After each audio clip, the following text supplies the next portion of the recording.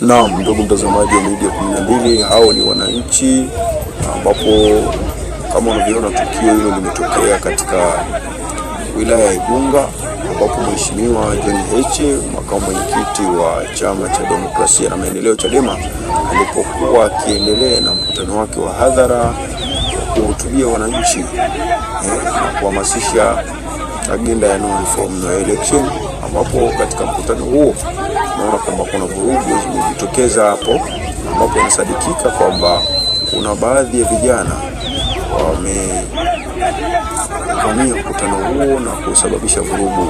Na hapo wanachokiona ni kwamba vurugu hizo ni kati ya wana Chadema, yani wananchi ambao wako upande wa Chadema pamoja na hao vijana ambao wameleta vurugu katika mkutano huo. Kwa hiyo hapo wanajaribu kupambana nao ili angalau kuweza kuwaondoa, ili mkutano uweze kuendelea kama kawaida.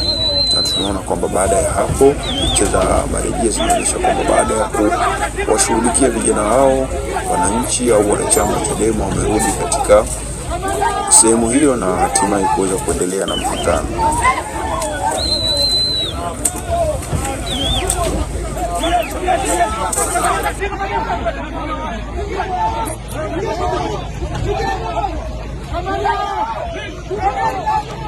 Mkono Igunga no reforms.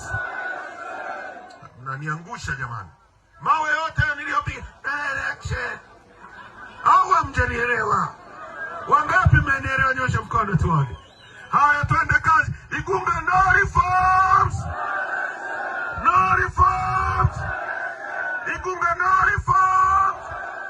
Bila mabadiliko. Bila mabadiliko. Samia, usikilize wananchi. Msitume watu kuleta fujo. Wananchi wanasema wanataka mabadiliko ndio tuingie kwenye uchaguzi. Sawa sawa? OCD nyosha mkono. Igunga no reforms.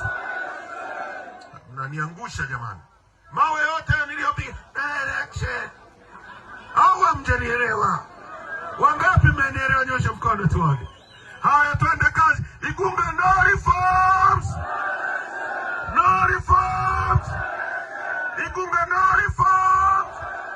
Bila mabadiliko. Bila mabadiliko. Samia, usikilize wananchi. Msitume watu kuleta fujo. Wananchi wanasema wanataka mabadiliko ndio tuingie kwenye uchaguzi. Sawa sawa? OCD